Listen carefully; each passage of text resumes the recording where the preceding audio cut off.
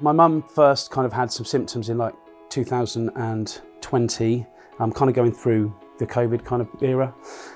We ended up with a diagnosis in August 2021, and quite rapidly we were put in contact with Weldmar, and her support workers were in front of her straight away really, and kind of built a relationship with her in a remarkably quick time. And there were so many of them as well, which was the beautiful side of it really. There were all elements of the care that she needed, and one overlooker really to manage it, which was Rose Elliott. And from the outset they were just magnificent. It was just such a fantastic experience. It was fantastic to see them just giving Mum so much care and thought, and giving her details of what was going to come next and everything else, as much as Mum needed really at the time. So great experience from the start.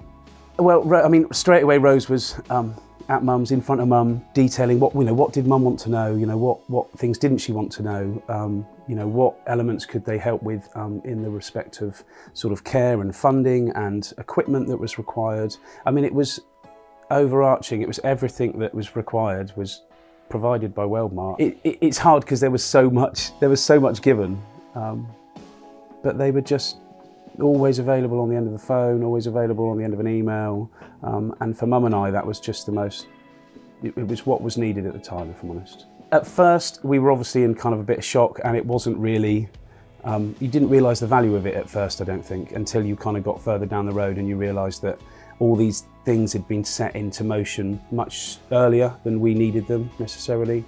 And later to Mum and I mean, it just meant everything. It just, without them we would have been lost, is the long and short of it. They kind of strung together all the processes that were required to get us from diagnosis to where we ended up really. So yeah, it was fantastic. When it's a charity, obviously people need to get behind it to be able to keep it supported. You're obviously a large organisation, and that takes an awful lot of running funds and an organisation to keep it going. And there are so many people now that rely upon Weldmar that it needs to keep going. It was a really key time for me to want to kind of pay back, and to really thank Weldmar and to thank all of the people that helped my mum. So it's a fantastic event, and I hope that it goes very well, and we look forward to obviously a lot of money being raised for Weldmar via Stampede by the Sea. Just thank you endlessly. They did so much. I mean, I saw them after my mum passed away, and I took them some flowers and I gave them all a big hug, and they're just miraculous, extraordinary people, and I thank them very much.